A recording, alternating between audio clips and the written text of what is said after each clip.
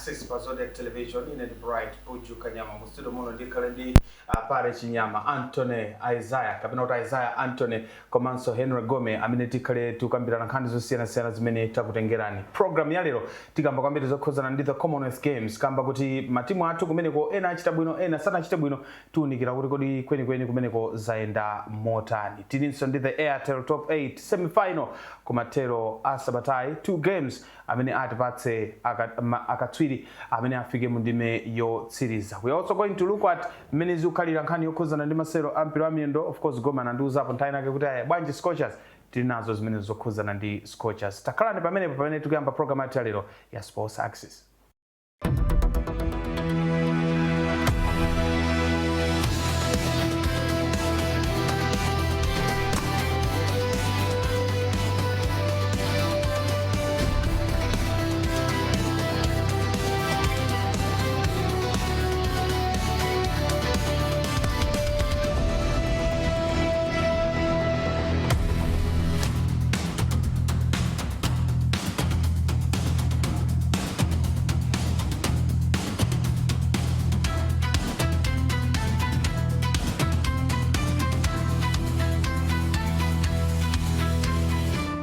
Right, tiyambe program ya Sports Access poyamba ndimlandire pare chinyama tatukoza kuti limodzi program yathu ya lero Rocking in Football Legends Association 1978 79.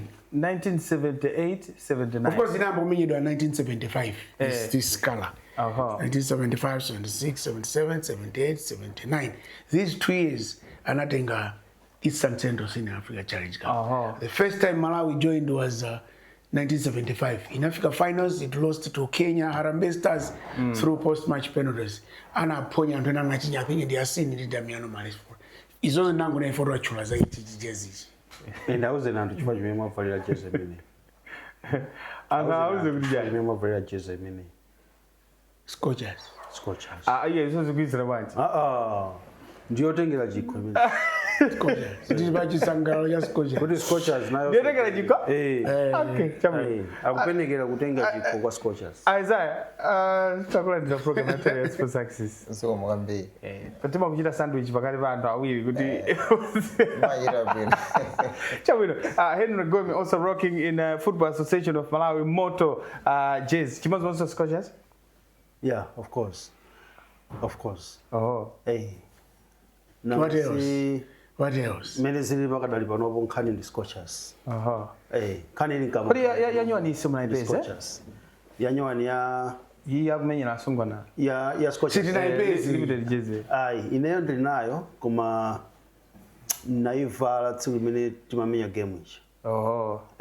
Nde unfortunately panataigira dzina dzake.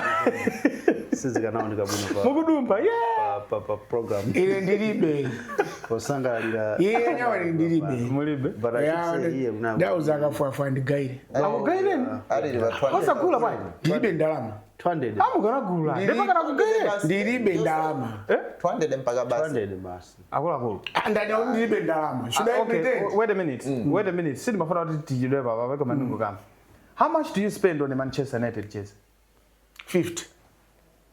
Then you are saying kuti yangu kupa sana? Yes. Ndilibe ka 200 because the 50 ndio mulina. 50 mulina. But how much do I spend? Sudi ndimagula panoba ndigula. So ndilibe ndalama. So goal ya Manchester sindigula. Ya season ino simu. Sindigula ndilibe. Because you are happy to buy a Manchester United jersey. 2 years ago I bought. You are happy to buy a Manchester United jersey. Not this one kama yangu kaire. No. My reason ndani na kuti ndilibe ndalama. Chabu. Ndani na kuti ndilibe. Banyi magula ya mani. Inagula bwanji. Ndio. Nakupa sana. Palibe inagula ukafuza sabereka zibezi. Tiabe program ya sasa. Inagula bwanji. Ya original so ndinayo kunyumba iwe na vala. Mzungu ndani na sola ndila eti. Basi mbongo basi. Kali ya taziko. Ya mani umungalandira ya mani. Imeje magula. Ndipo sama ndimalandira sana. Myamani anandira ndisapo wina.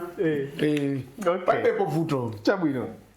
So, tiambe program lero ya Sports Access ndinkani yokuzana ndi masero chess kamba kuti Malawi FIDE kapena kuti International Chess Federation Master Joseph Mwale wapambana mpikisano wa chess ochedwa 2026 Zambia Open Chess Championship umene unachitika ndithu sabata yapitayi kumene kundi ku Lusaka Zambia. So Mwale wagonjetsa osera 88 amene anakumana nawo kumeneko ochokera maiko ngati Zimbabwe, DRC komanso United States kuphatikizapo the host nation Zambia. So kandi mene pale munasera naye baba Mwale olo nima move follow sinakwanisi follow in papa checkmate.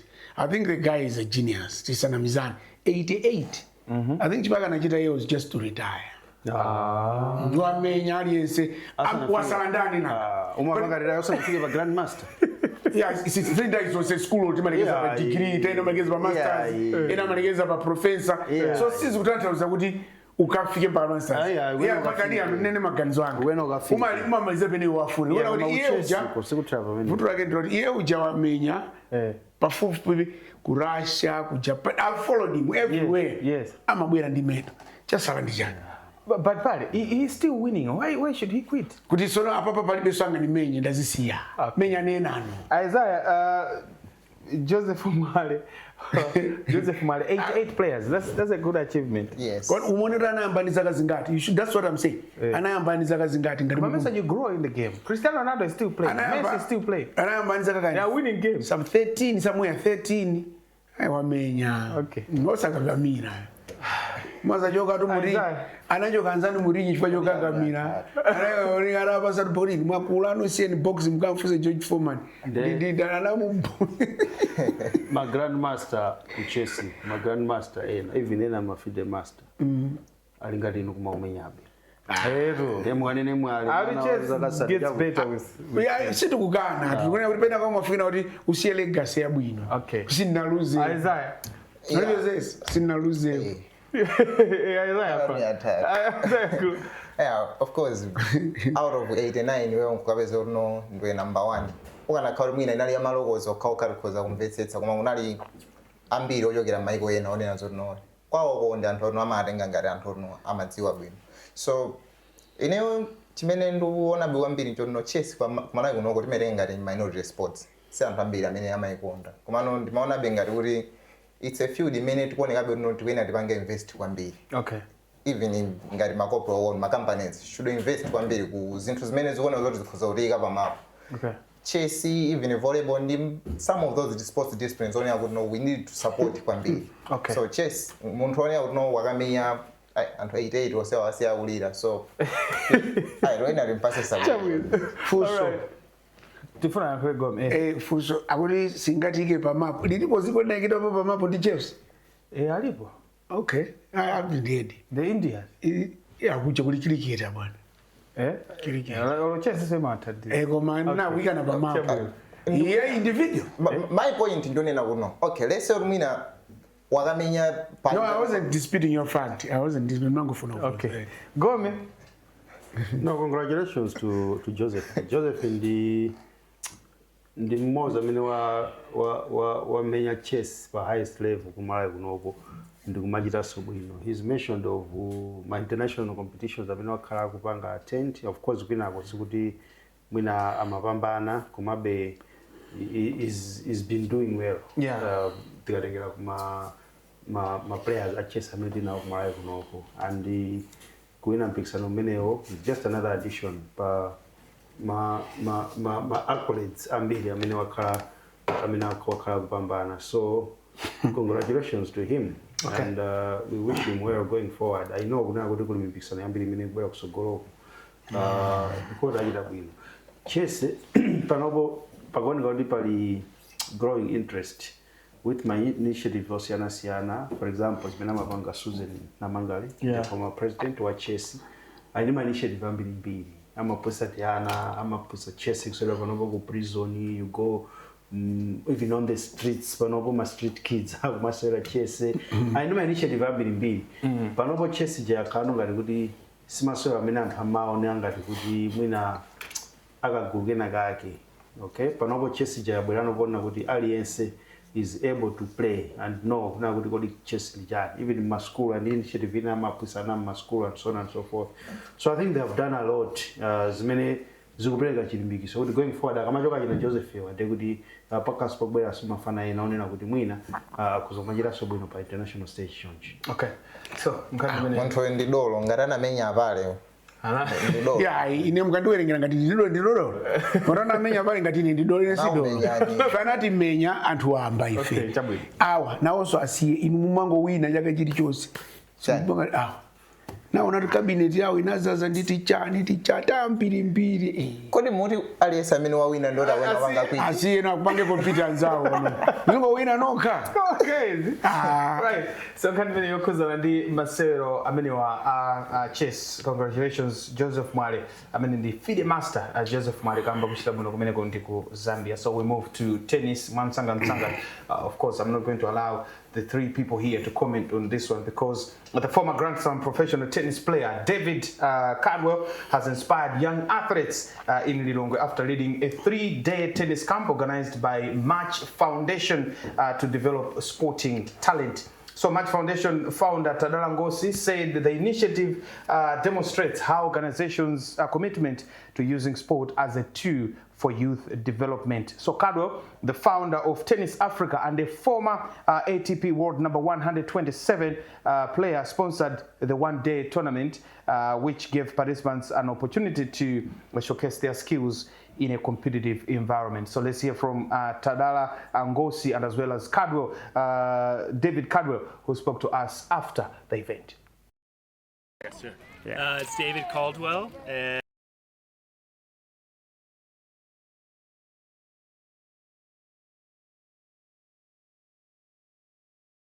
yes, sir. Yeah. It's David Caldwell, and I'm with Tennis Africa.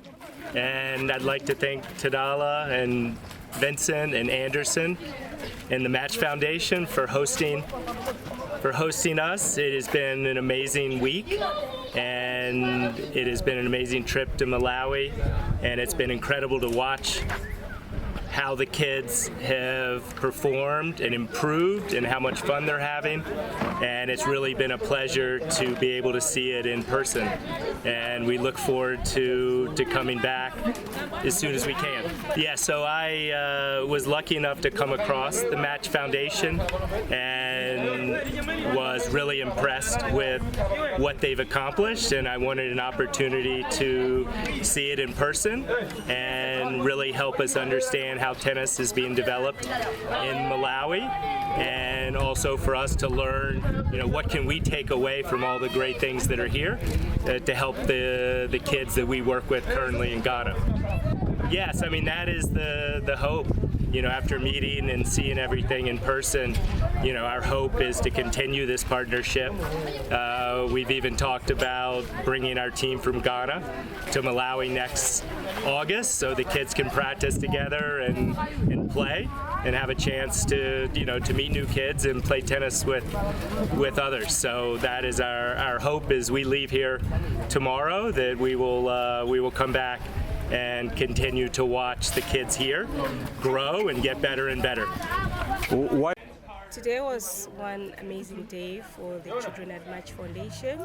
Throughout the week, we've had to host David Cardwell, who's a former tennis pro from the United States of America. He was here to conduct tennis clinics with our beneficiaries at Match Foundation, and today we closed out with a tennis tournament. It has been a great day. We've seen the competitiveness of the young players here, and we are happy to see new champions arising from this day. But I would like to send a big shout out to David Cardwell, all the way from the United States, after he found out about Match Foundation's work in uplifting children and youth through sports for development, particularly tennis, which we use. He reached out to us, to Match Foundation, through me, to get to know us better, and for him, he took it as something that he could invest his time and resources towards Match Foundation. We're so happy and grateful for such a commitment that he took, and we're looking forward to grow further into this partnership, to together with Tennis Africa, which he also founded as we move on into the year.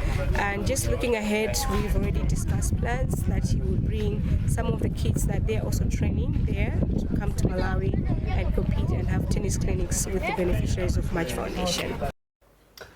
Right, so that's founder for Match Foundation, Tadala Ngosi, and of course before that it was David Caldwell, a former Grand Slam professional tennis player. Like I said, these three guys will not be able to comment on that one as we move to the Commonwealth Games. Kamba kuti kumeneko tinatumizako nditu osewera atu osiyanasiyana magawo osiyanasiyana tukamba zokhuzana ndi masewero a netball kumene kunapita timu ya dziko lino ya Queens. Tinali ndi othamanga kumeneko asimenye somwe akandanzaka analinso kumeneko komanso nkhani ya boxing tinalinso ndi osewera angapo amene anali kumeneko tukamba zokhuzana ndi Elias Bonzo amene anapambana masewera awiri ndipo agonja masewera ake amundime ya quarter final tikuponyana ndi bronze imene nditu amenera kutenga komanso anagonja ndi Emmanuel Katema wa ku Zambia. So anachita safa second round technical knockout amene anagonja nditu ndi Katema amene amalemera 65 kgs in the quarter finals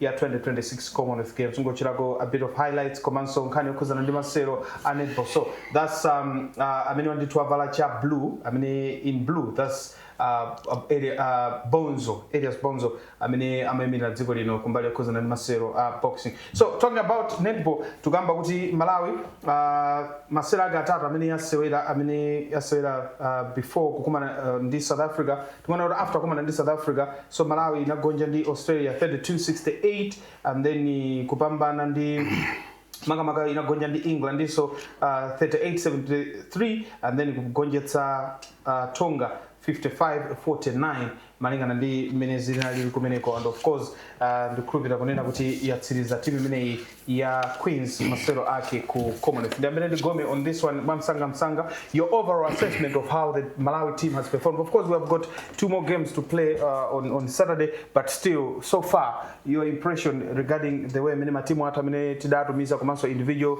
athletes amene tidatumiza Commonwealth Games imene ikuthaposa chepa. Yeah, it's business as usual because palibe chilichonse chimene tawinako kumeneko. Palibe chimene taphulako. We just went there, ukapanga participate and we are coming back. Business as usual. Nothing to write about, nothing to talk about. And chomvesa chisono chona kuti timu yathu ya Queens panopo ndoti yameza pa number 7. Number 7. Mbuyo mwa at least kapita kumipikisano ngati imene Commonwealth would finish mwina pa number 5, number 6, but panopo number 7. Tagonja masewero. In fact, palibe chachilendo chimene chachitika because matimu onse amene atimenya matimu amene timamenya taamenya Northern Ireland ndi Tonga basi. Ena onse amene amativula including South Africa amene pa size ya tuso yayo takanika kuti tipeze chipambano. Mukapita ma sporting disciplines enawo ndeni ndizokhazo zimene tukambazo palibe chilichonse chimene taphulako. Okay, I was very disappointed with the Asmeni kuti wakanika kuthamanga anampanga disqualify 400 meters because amakalowa muleni ya zake. I don't know kuti anaganiza bwanji. I don't know kuti I mean she's a professional athlete. Ona kuti this is not the first time. She's always been there even the biggest stage ya Olympic. Okay, but this time around ndikuwapeza kuti zachitika zimenezo mpaka upeza kuti wakamita disqualify. I don't know kuti chinavuta ndi chani kwenikweni. Mwina maganizo ali ku AFCON afuna join sanga. But otherwise it's been business as usual. Bright will come back there and say taphunzirako as if we learn anything. Okay, so tibwera taphunzirako mena kuuzana kukwizi taphunzirako as if they learn anything. Okay. So nothing to write about, but I think it's a matter of reflection going forward. Are we going to continue like this ngati dziko kuna kuti zipita basi mipikisano ikulu imene ngati imene kumakango panga participate, not even competing. Okay? So this is something that needs to be taken seriously from now going forward if we are ever going to compete at this particular competition. Okay, Isaiah, overall assessment here. Of course, I know there are some games I mean outside of this, but so far. So far, mwina cha positive imene tinganene kwambiri ndi Asmeni. because kufika semi-final ndi I think 23.60 seconds. That's her best. Wapanga improve. Yeah. So even ya semi-final ya 400 ijayo ndi semi-final ya 200 so ndi improvement urengera ndi mmene wakhala kuchitira mbuyo. Koma noti kapita ma other sports disciplines nothing to write about. Zambiri nzono ndizo mwezo zimera khati kudikira. Ikakhala nkhani ya netball ndono timadziwa boti South Africa itikinya. Timadziwa boti England itimenyabe, Australia itimenyabe. Palibe chimene tapangapo mchonera kuno if always we expect to beat Northern Ireland sinatikinyepo. We always expect to beat Tonga. Simatikinya. So ndizo mwezo zimera khati kudikira. Koma South Africa Tonga sinatimenya South Africa. Inatimenyamo komano we expect to beat them. Okay, mungari mwakumana ka 5 inu mwamenya karatu kanayi kuranto zoti inuyo mulipeta kusiyana ndiwo. So kuimenya Tonga si chinthu cha positive chimene ngakhale pano kumachinyadi kuti amenya Tonga. If I expect kuti menye South Africa, timenye Australia. Jabu Australia ndi ayikulu koma tiye ndimenye South Africa ndaku Africa nzatu. Kutsizira tikana sizia mina mundo pa number 3 ndo tumwe tikana panga fight for 6th position. Koma pamene tsizia pangari pa number 4 ndo no. Mungro kuma tunuzati vutabe kuma nothing we have improved. Ndizo mwezo. Pale congratulations to Asimenyi. So as an individual, at least was suntapena nali at Jinina. It's unfortunate kuti I think anything can happen. It matter ujinya on go. Kuti go la kusuma liona. So this is what has happened to kuti anatamanga ndikulowa lane yaini yake. But for people to know is kuti mukamatamanga marene mchimaina tu ulowe yanza kwa wauko pena wauko. So ukalowa ndi mwina ama kupanga kuli disqualify zimene tunena za Asimenyi. But otherwise she has improved her time and then she has also improved her rating of the semi-finals, which is good for us. Does it mean good training agakuchita ku Portugal? I think it's helping. Yeah, it has helped. Because ku Portugal kana wina and then ku Portugal jana wina I think God. Yeah, of course. God so no kukwapita. Anakuma na tough competition. Mfight unena kuti achita improve. Kwa semi-finals because ena ndiye zinatoti mapita kumene kuja ma preliminary ajoti mina achigulu timangu chokeraso kumene kuja.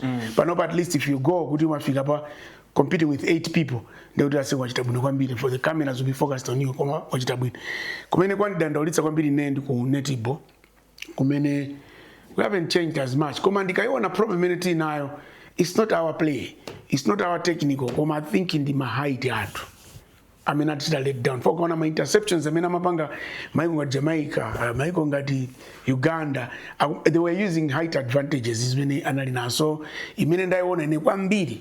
It's not our play.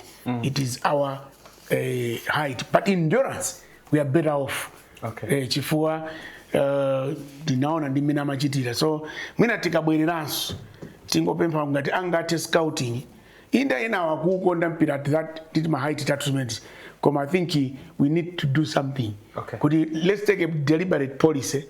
Kuti azikala minimum age height izikala e. I remember I think usirikali ankapereka minimum height amapereka bemwina kuti sitikufuna muntu ojogera. It's not discriminating, they've got reasons for doing that. Na pesa ku netball we've tried all these, right? Analitoa ama height afuba ngara jina Mary Wire they were exceptionally good. Chipo England amaimenya. Now panopa chimene tapa antuno because any sport is a science. Ugama Peter and Amajita develop other means. How do we defeat our opponents? So now I'm going to height for Guyana, South Africa, Minimum and England. England was scared. The first 2 quarters, so we need that. Island is Tisamari because my height in defeat to Siana. Now, I can go to the technical team. If it's a okay.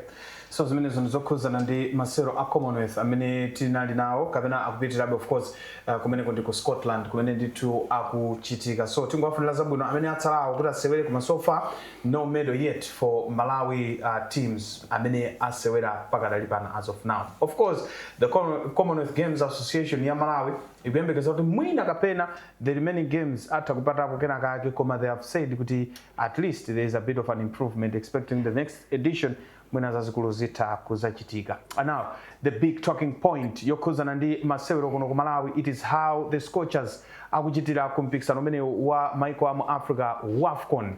Tukamba motero chifukwa na kuti timu imeneyi ikuchokera kugonjetsa Nigeria masera amene anali on Tuesday ku Morocco. Kumeneko asungu anathu anagwira ntchito yabwino of course kumotsogozedwa ndi asungwana awiri Temwa ndi Tabitha Chawinga. Temwa anamwesa ziwiri, Tabitha anamwesa chimodzi kugonjetsa Nigeria, defending champions komanso 10-time champions a Women's Africa Cup of Nations kupambana 3-2. Now they have got a match imene akumane ndi Egypt masero achiwiri amene ali on Saturday usiku 7 o'clock usiku ndimene ndithu akhala kumana kumeneko. How has the team prepared? Ndi zina zotero tione kuti kweni ichite motani, building from the result imene anapeza ndi Nigeria kodi achite motani. Of course in the moment tikale tikumva kuchokera kwa anthu amene National Bank of Malawi inatumiza kumeneku ndi ku Morocco kaonera asungwana athu amenewa, tiamve kuti mwina adasangalala nazo motani zokhuzana ndi mmene timu inachitira masero oyamba amene nasera ndi Nigeria before pale Gome and Isaiah come in. Titamva kuchokera kwa Charles Nsatienda komanso Harima Mangane amene alowera kumeneko ndi ku Morocco ukapereka moral kwa asungwana pansi pa National Bank.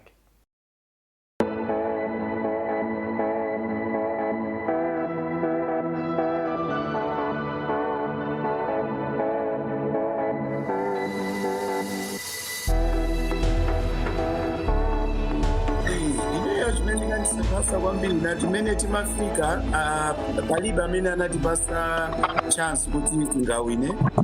Kunali masupporters athu aku Nigeria komano iwo amangotenga ngati kuti Stephen kuti atani awina. Chati chijapani tikulimba kuti chilowe china ndi chinasalowa. Pachapa panapepa kwambiri andilanga siku naliso kufupi ndi mbali yathu ndezimene anapangira pamazitemo Lino kwamba ili tuwani tumeona ngati kuti azatokoza kubweza nyata china chima chetakufa kutisipero sadani za china.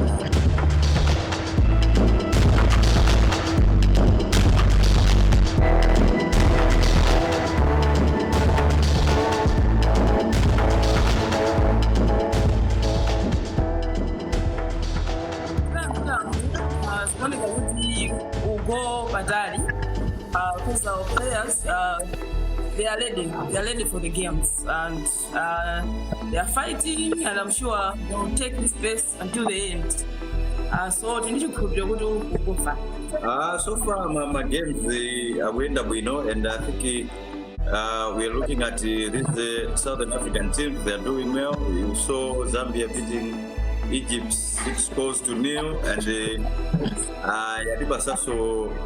Ya chiembegeze yopi ifeo game ya Egypt tizapambana komanso timena liyovuta kwabini mugrupu mwathu mwinali Nigeria because as you know defending champions but ifeyoda kwanitsa kuti nyama defending champions, and we know that even Zambia panopo ikita nafe mantha komanso Egypt, so tikuona titsogolo ndo kuti no Malawi ifika the next group stages.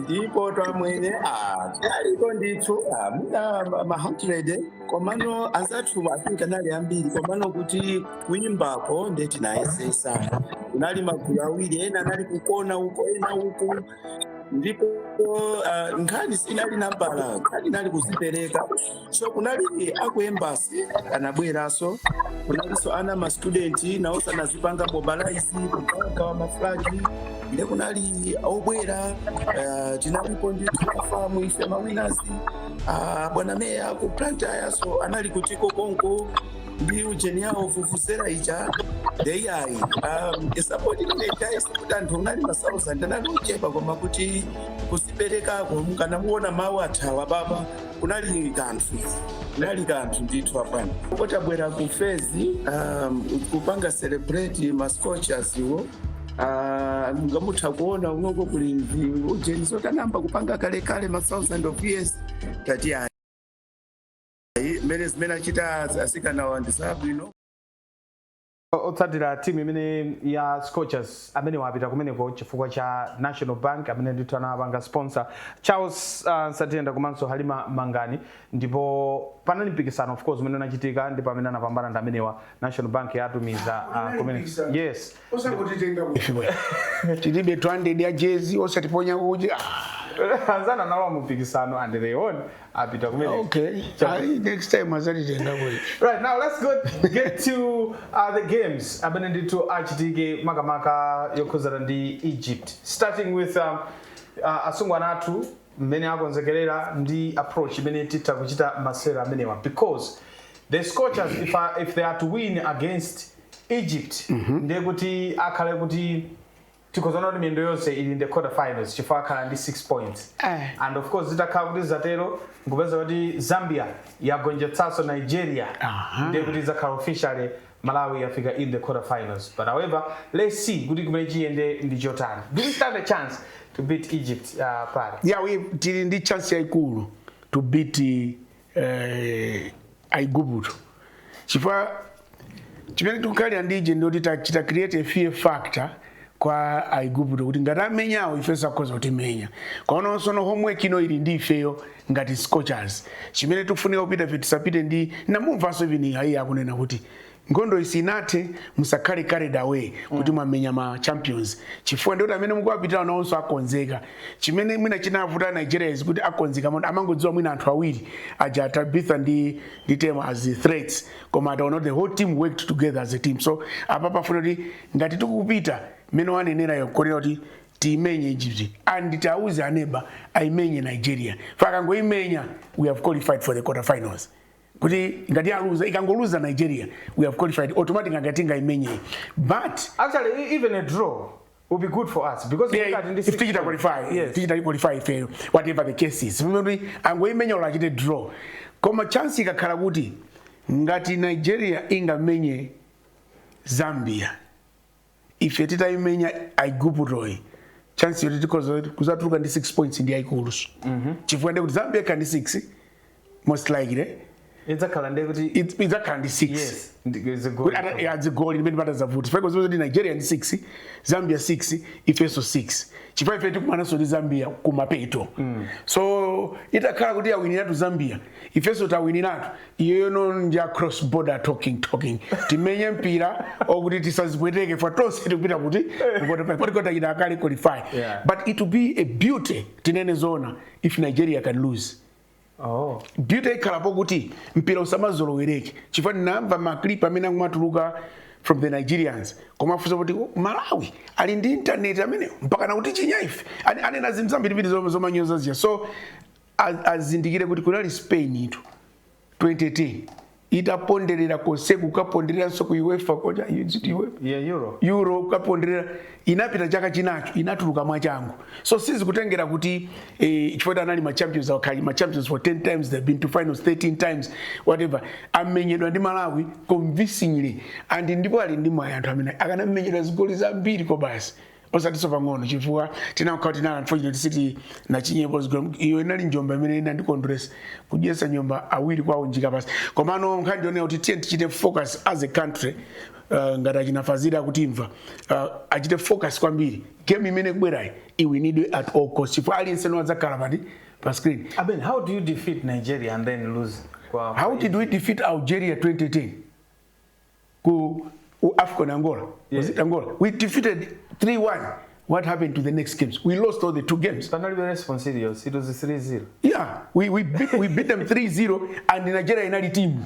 So the next games, Algeria, yes. We beat Algeria 3-0 2010. The next 2 games, team lose. So all I'm saying is good. It is carried away. Game ya Egypt City na menye. Tikwenda kuti tikamenye and let's forget about it awina it asangalala kwa kwana but no, let's now focus on how best can we do to beat Egypt. Okay. Isaiah, of course afazili akunena kuti ndikanena no simple program vano munali na afazili kuti afazili wakuti bwana tikonze chichewa ndinaimva so comment imene na afazili so titaona siti na anene we were criticizing what he did. It was even wrong. Now, he has done a correct decision in the finals. Because I can the same mistake, we're going to lose. So that's something that's very my it's not good to kunena. It's actually to kumuza my weaknesses amenali now, could actually work on those. So muntamena mavomereza what we call a constructive criticism. ndiye kuti ndi wabwino kwa munthu amene amaona ngati ukumudzudzula moti kunyoza amene si munthu wabwino ndoti sakuganiza bwino. So tikamayankhula zichi sitikunena we actually revealing the weaknesses that he has to work on them. Isaiah mphunzitsa kunena kuti my combinations amene timafuna aja amene of course you talked about the front line kunena kuti Temo and Tabitha it's been long entire remote komanso akuti that's the best team imene anayambisa ije imene ali nayo. How do you look at the performance ya Sungwana and of course how do we build up to the Egypt game? Yeah, it was the best team imene ndili nayo. Looking from the starting lineup even kasewerede kokha kuzakuza kuti not nine the best team. Akanena kuti mwina timapanga criticize. Yes, we are criticizing and at the same time timapereka some solutions. Munthu amene angapange criticize osapereka ma solutions. Criticism yake musamayirenga. Mungodzoti basi mwina it's out of mwina alibiti mwina alibiti right? Because aunena yoncho. Koma ife we are criticizing koma timampasa ma solutions. Program ya Monday tinanena kunena kuti tumenya nditi mweno ndi ayikulu ndi ife. Koma no chinthu imene tikufunika nchono in our minds we should not put that thing yone yakuno tikumenya nditi mwe yayikulu. Ndizimera zoona mene timamenyeramo. Panalibe system yone nakuno timaopa kuti awa nditi mwe yayikulu ndi ife. You could even think game first half yomwe ija tikanatha kuimaliza. Chifukwa strategically tinali bwino kwambiri kusiyana ndiwo. Ndinanena program ya Friday yopita ija kunena kuti no. Tusayira nditi mwe no technically they are better. Koma ife we can outclass them in terms of our approach. Game ija not nayamba mwina ndi 4-2-3-1. Amaweza no Temo was playing as a one woman Pasogolovic. Kumanzere kunali Tabitha. Kumanja kunali ngono kumabwera Loze gazere. Now, mene rimamenya bezo Loze jari akaona mwina tupanga defend. Loze was coming inside. Bezo bagariba jetinali bo yuluka. So angobanzo no Loze wabera inside and then Tabitha wabera inside. Bezo no antajeri wabanga yani tuwabanga out play pakati. Komantari zambiri for not Tabitha was dropping mpira jetika imenya ya jitali. Bezo Temo aliyeka mavuti gawo. Fama bezo ra center back awira mene amampanga maki. Second half na bezo no tinantulusa is it Nguluwe? Majina. Yes. We brought to Sabina Tom. Now, titamboesa Sabina Tom no tinampusha Tabitha urazika menya utso. Now, playing with two strikers is natibanga force not intengeremwa akamenye ngari kumanja. Now we are targeting center back wa left wa team ya Nigeria. Who is weaker than very weak. She's weaker than the right center back wa Nigeria. Now, ata ngopita temwa kumanja kwathu umene kuli kumanzere kwa Nigeria. That's when tinapweteka game ita because one even is goals zose zimera yinya zinachokera pa iye. So, approach ya game was masterfully done. Zungu ina we need some these zinthu zina zimene tiwena kuti pange improve. Pa game manager tinapeza mwina tunamenya ma long passes I think anali 8. So out of 8 tinapeza mwina amina anali complete in 26. So cause I want to mean at least figure half. Yeah, sitting figure half. It was 26. Nde to win and this zone no dibange improve. If the makao rupita mbali, macross I think it naika 7 if not should be around 12. Komano amina na complete in the attack. So cause I want to mean the makao rupanga attack. Tavira mbali mpira uzizona to kuika batipo. Almost tavira so uzizona to kuika batipo. Timing ya the chance in Egypt. Yes. Tini my chances. Ineo ndifuse for mena nena free to do higher kuna good no. If you are able to beat the defending champions, chimene jinga tikanike kumenya matimu ina ndijani. Yes. Now, if we need to use mentality, it doesn't work like that, but it does. It doesn't. We need to take mentality. Anyway, president. So I'm somebody who yanka inu. Timing ya Nigeria. Komano let it sink. Kuna kuno. Chisadilowe kwambiri. Okay. Faji meja chikadilowe kuna kuno tamenya Nigeria ndo rena rikoza wamenya ndo will be surprised. Okay. Tamenya ndi Nigeria were underdogs. Egypt tamenya ndi Zambia they were clubbed 6-0. Meaning kuti wajao pamene akumana ndi ife na also ni underdogs. Ifeo siti kwenda kuti atenge ngati underdogs. Ifeo betipite ngati underdogs. Pa iwo kuna no chifukwa kuti if tikapita pa FIFA ranking irabezo ri wajabe ali above ife. Yeah, of course. If 154 if not 153 wajabe ali 90 ali urali kwambiri ndi ife. So they are better off. Yeah, of course. Yeah, on FIFA ranking, you are they are better off than IFAO. So if we need that mentality made in Nigeria, we are not going to respect them. FIFA now pound to pound. Okay. Let's play as a unit, let's defend as a unit, let's attack as a unit. Okay, fine.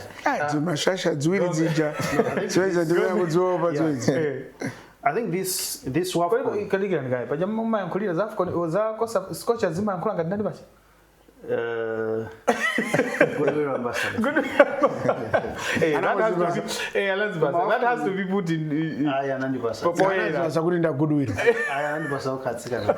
Komano mama mabashira naso kuti so. Ansoneza. Akusokoneza na pale. Bebani. Ansoneza ndizenofuna kuyankula. Okay. Yeah, but ino yonkandi yakundonera kuti za goodwill ambassador siyena bino za game yomene inalire. Mafana zakamba za game uzo ndemo ansoneza ndinofuna kuyankula. Okay, koma I wanted to say kunena kuti WAFCON hii ikamata itipase ma correct FIFA rankings. For FIFA ranking imene ilipo pakadai panopo ndi yaboza kwambiri. Ande ukatione imene iyi yakhaikubwera ifunjana kuti timu yathu yakhaisa kusewera pa level yaikulu ya mpira atsika nawo. Mbuyo mpaja atsika nawo makangomenya kukosafa. Akangomenya kukosafa za tera bombo. No friendly games, no WAFCON, nothing. Akangopita kukosafa kuja za tera bombo akwakhazika pansi. This time around this team ikumenya mpikisano wina uliwonse. Okay? Then ukaona kuti at the end of this awa amene amuoneka ngati ali pa ranking yabwino achina Egypt achina ndani ndiona kuti sakwena kukhala pa ranking yabwino kuposa ifeyo mene tili ifeyo pakadali panopo. So at the end of this WAFCON competition I hope kuti tipanga normalize FIFA ipanga normalize no rankings kuti timu yathu ibwere pamene ikuyenera kupezeka kati top 20 pa dziko lapansi kati top 10 koma timu yathu ikuyenera kuti ibwere ipezeke pendi pamene iyi. Even Nigeria is not even in the top 20. Mukaiona timu ya Nigeria ikudali iro. Mukaiona timu ya Egypt. Okay. Si amenyedwa 6-0 ndi Zambia. Mukaiona Zambia amene kusewelera pale amapanga masamba anatenga calculator. What if this what if equals but my question ambia anabwera pamene papa but ukaiona bright meta soya ndi timu ya Nigeria timu ya Tina menya bwino asika nacha ani mtima ofuna kupambana and the good thing is and izizi ndi manena mobwereza kunena kuti matimu amene amachita bwino ma competitions akulu ngati awa amakauda ndi osewera abwino and izizi tikuzionera ku scorchers tindo osewera abwino osewera amene akumenya mpira pa highest level football pa dziko lapansi panopo mene alili temwa chimene angaone cha chilendo kusewera ndi Nigeria ndichani. Yeah, of course. Chimene angaone cha chilendo ndi team player ikachina lozi toti amati mmenya asunga khale ku America ako amachinya kumankoka kumachita kunkoka temwa yakuti ajambulise naye iwo amankoka temwa bwera pa tijambulise. Okay, chimene angaone cha chilendo ndichani kuti akumenya ndi palibe cha chilendo. Yeah. Because they are playing football at the highest level and the experience amapasana moni ndi Messi amapasana moni Messi palibe cha chilendo china chilichonse Mbappe cha Tabitha ndani ose so they are jona kuti ali pa level yaikulu. So if you have those players mu team expect kuti team ichita bwino. Yeah. Sizimene zili ngati ku Flames zona kuti akabwera pa Mosala so kubwera Egypt amangomuona pa television is kind of that jambulise ndi Mosala pajawira jana kwa mulaso kujago anapita kumapita ku dressing room ya Senegal maka kumana ndi Sadio Mane sana panga zimenezo pamene ajina Tabitha ajina temwa sanga pange zimenezo ka ndi ma players ona kuti amakhota kumana they are interacting with the highest ma players oti ali pa level yaikulu in terms of women's football paziko lapansi pano amamenya nawo limos. Okay, so zimene zimathandiza kuti timu ichite bwino. Now mukaiona timu yathu ya Scorchers panopo we have those two sisters Tema and Tabitha and then muli Faith Europa winner and then mene muja muli ndani muli Rose ndasika na four amene akumenya mpira pa level yaikulu kwambiri paziko lapansi pano. And if you have those four players I'm telling you in a team you should expect china chake chichitika basi. Okay, and another asika nena wasukuti that's a good point. Asika nena wasukuti ali kwambiri. Look at Sabina panopo akumenya kuti Madina akumenya kuti Tipe Mazembe uyu ndani uona kuti asika naja ngakhale ina kuti ali ku Europe pa level yaikulu koma ina wasukuti ali kutali kwambiri akubwera benitu kuti akumenya mpira kuti pa level ina kuti sungafanizire ndi waloko wathu kunoko. So in other words bright ndi team yabwino can compete. Okay, so inayo game ya Nigeria and menda yone ya Nigeria ikumenyera Nigeria imene chai imeja imbekeze kwa pili ndi Zambia. Asa Zambia haja kumenya. Saiwale kuti anawacha paso 5. Zambia anaje Nigeria 1-0 anakuma nao last tournament anaja pa 5. Koma imeja the last tournament. Panda kwa tima paroba kwa tima. Koma imeja the last tournament si no. Yeah. Bright waiona Nigeria jamene kumenya. Waona Zambia Of course, I agree with you. If Nigeria is to come in mpira umene ujao, they are not going to survive in Zambia. Yeah, so let us wait and see. Ndaona mene Barbara kumenyera, ndaona mene Zambia aimbekesera kuti mpira ulipo. Koma ine I'm confident. Kuna kuti timu yathu ipanga qualify kuchoka ma group stages. Kupita ku quarter finals. How are they going to? Game yetu kumana ndi Egypt. Yes, we are saying here una kuti ya Egypt yo bencha. Koma game imene is a must win game and game imene tiwina. Okay? So if we are to win 6 points. The discussion waiting akhaina yapa nopo is kuti kodi team has goals zingati. Komosa kuti kodi tiwina kapena siliwina. Koma nkhani khaina kuti ndizi goals zingati. Zambia yakamo 6. Okay, Barbara zake 4. Zambia is better than us. Ndekuti temwa, sisi mwenye. Ndekuti temwa, temwa mene muja zake 5. Temwa mene muja zake 5. I think we're ankula. Tabitha zake 5. Yeah, nisina kuduleni. Temwa mene muja zake 5. Tabitha zake 5. Sabina na Yesu akapyantima zake 0.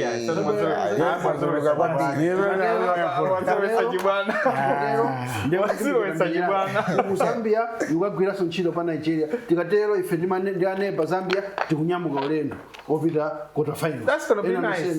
Zambia and I'm telling you from that group. Yeah, it's going to be nice. Right now, no, Nice. The girls have done us proud. Game option ndio kayo ya Zambia ni Malawi. Yeah, of course it's going to be a Jimene yataka kuti it's going to be a cracker. Commercial will depend pale with the outcome ya game ya Nigeria and Zambia. Yeah. Because Zambia if Zambia is to win Nigeria, if it's to win why I'm saying that is good. Titadia Zambia yatawina. Titadia Zambia yatawina and we're number one in the group. We are avoiding a stronghold group. Yes. That's why I'm saying. Yeah. Of course. Tidoti tikala seeded. Ngogondo tantawa wina go ankulu. Yeah. You see? So chances you figure myself. Your chance of figure semifinals and qualify for the World Cup. Yeah, we really need to do that. But otherwise, But I think awa ino manatuza tula chitatu munyamuka kupita ku ndege ya tamu mutani ba. Yeah, kumatinankula na inu ndine pa logistics mina khalira. So tingotero mwina tikajoina team pa quarter final stage. Okay. Before Pride, you proceed. I wanted to make this point when I would know. Menet mamenya ndi Nigeria mujamu. At least tisamango bwera nkumango tiziya nkula zinthu zikalawi gaye. Tenti mwamigire gogiba na esesa. Not an SSA, she plays. Yes. She might be in Nigeria, manena kuti. How do you bring 2 goalkeepers? Yes. Nigeria had 8 shots on target. Yeah. And the goalkeeper wamenya 6 saves. Which is good. Very good. Very good. And I wanted to make another point. I would know. Maybe in Nigeria. How is that bit malola with a 0-1 box? So mwame ani mari mono. Uditi malola. Zimalola zoka. Mwame ani mari mono are very clean kwa koza kubwedekani. Okay. So tinalola mina na ndi 12 touches in opposition box, which is very bad. Kanu. Igamaza wina Egypt ngati zingazatege mu 2027 Africa Cup of Nations tuzakauti azijemala wao feta Amenyaga. Zisa najirige.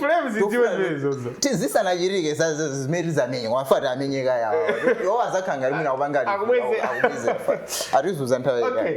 Now, tiro topano kuno kumunzinkani kuzala ndi the Airtel topic. Jambo tisa nalo ku Airtel topic tingwafuna zabo nozonse asongwa na menewa all the best pamena kumana ndi Egypt from Sports Access the entire crew tafuna zabo nozonse asongwa na menewa manatijesa Wanyama mpunga Wanyama menewa kumana Nigeria do us proud again by defeating Egypt and make history mufika mndime ya quarter final ngati zingatekenso kumeneko takachita ntchito yabwino tikaonera ku FIFA World Cup.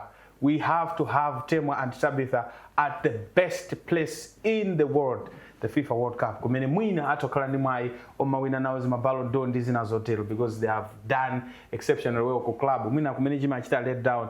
That's my personal opinion. Ndi mmene dziko lathu limachitira. But otherwise, I think this time around, if they continue the way this team is performing, we never know. Chitakubeza kuti tachibweresa chinthu chija chili kuno kumudzi.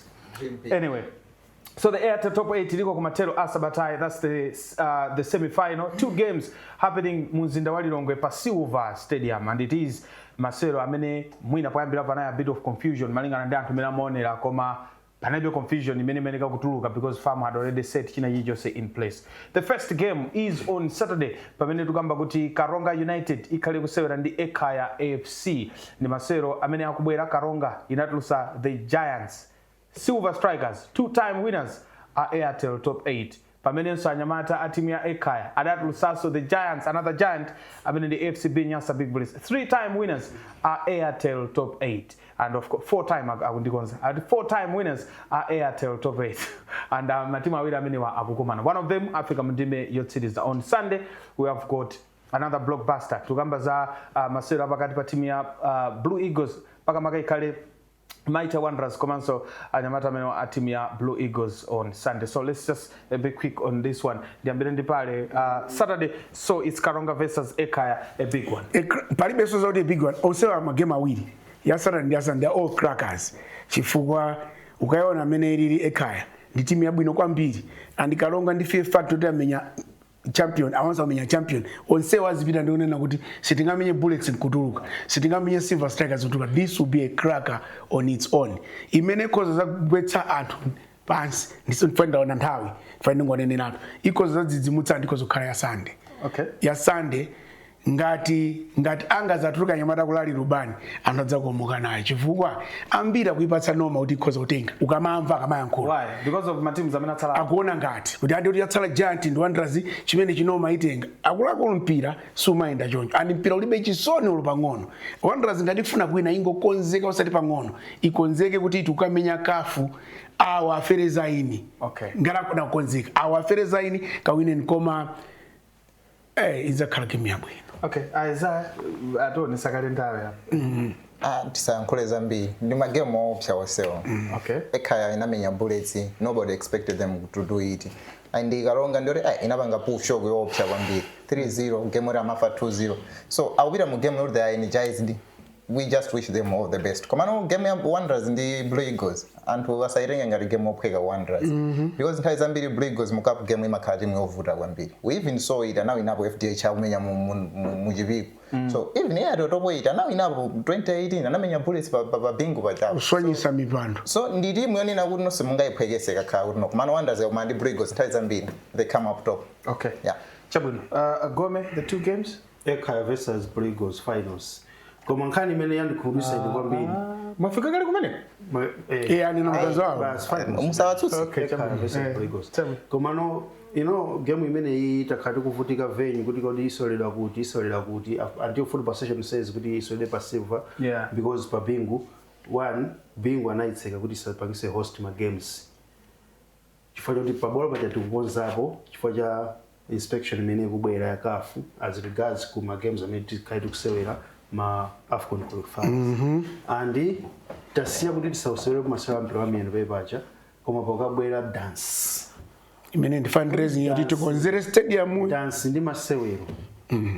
Kome Dance ndi afuna fundraising yoti akonzere stadium. Stadium imazikonza yokha. Sinakanike pota konza stadium for that walibe dance. Dance ndi mpira. Drama tili. Tono ka stadium ndi. Chifukwa tinalesa mpira kuti mpira usasewere koma tukalolapo dance. Okay? So ndikuona ngati kuti pena pake ku Ministry of Sports seriousness kumati so because we are coming from a background dance ndi mpira chimaononga stadium ndi chani umaononga ndi mpira uka. Okay, chabwino mwayankhula we are coming from a background imene stadium jena pangidwa bani yes kuti mpaka tinatenga timu yathu makaswera ku South Africa that time. Okay. This time around inspection ikubwera anthu kapanga zimene zichasi ndikuona ngati kuti ma efforts also amene football association even ku ministry kumweko akhala kupanga kuti stadium ikhale mu in right shape zikhozokhala kuti tabwereraso mbuyo.